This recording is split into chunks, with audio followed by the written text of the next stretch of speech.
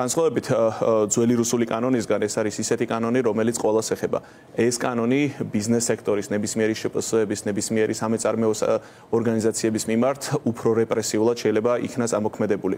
და შეიძლება როცა ვამბობ და ბაიამაც სწორად აღნიშნა ის, რასაც ეხლა ქართული ოცნების წარმომადგენლები აკეთებენ, არის ის, რომ ვითომ ტექსტს იღებენ ამერიკულს, მაგრამ მის აღსრულებას გააკეთებენ წმინდა რუსულად.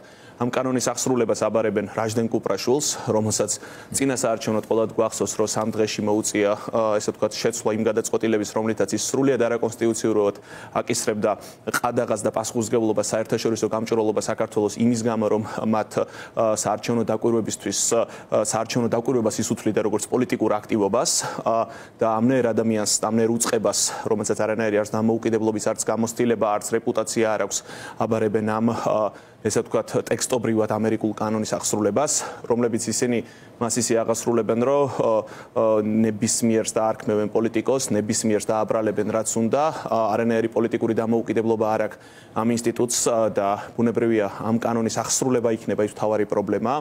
რუსული აღსრულება მოხდება ამ კანონის იმ თვალსაზრისით, რომ მათთვის მიუღებელი ნებისმიერი არასამთავრობო ორგანიზაცია, რომელიც ადამიანის უფლებებისთვის მუშაობს, რომელიც იცავს მაგალითად დაკავებულთა უფლებებს, რომელიც იცავს სისხლის სამართლის საქმეზე დაკავებულ პირთა უფლებებს, ამ ადამიანებს, ესე ვთქვათ, შეუწყვეტ საქმიანობას, მოთხოვს დარეგისტრირებას, რომ დაირქვას სხვა ქვეყნის აგენტები, მიუხედავად იმისა, რომ ამის არანაირი მტკიცებულება არ არსებობს. ფარა დაახლოებით 100 წლის წინ მიიღეს იმიტომ, რომ სხვა ქვეყნის ინტერესს, როცა წარმოადგენს სხვა ქვეყანაში, მაშინ დარეგისტრირდა. ქართული არასამთავრობო ორგანიზაციები შექმნილი არიან საქართველოში.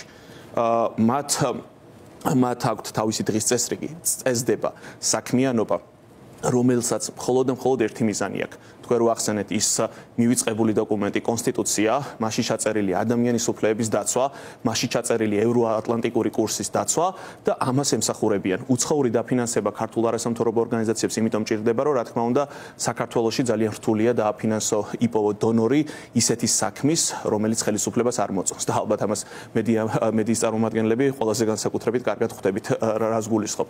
ამიტომ ეს გრამი დაფინანსება, როდესაც მოდის ქართულ არასამთავრობო ორგანიზაციებში, ეს არ გულისხმობს იმას, რომ ვიღაცა ეუბნება, რომ რაღაც ესე გააკეთეთ, ან ისე გააკეთეთ. სრულიად დამოუკიდებელი ეს საქმიანობა, ამ ორგანიზაციებს ამისთვის აქვს შესაბამისი საბჭოები და ეს აშკარად არის მცდელობა იმის, რომ რაღაცა კანონს, რაღაცა ყური მოაბან და რაჟდენის მეშვეობით, რაღაც მაგიურად, რუსულად აღასრულონ ტექნიკურად ამერიკული კანონის თარგმანი.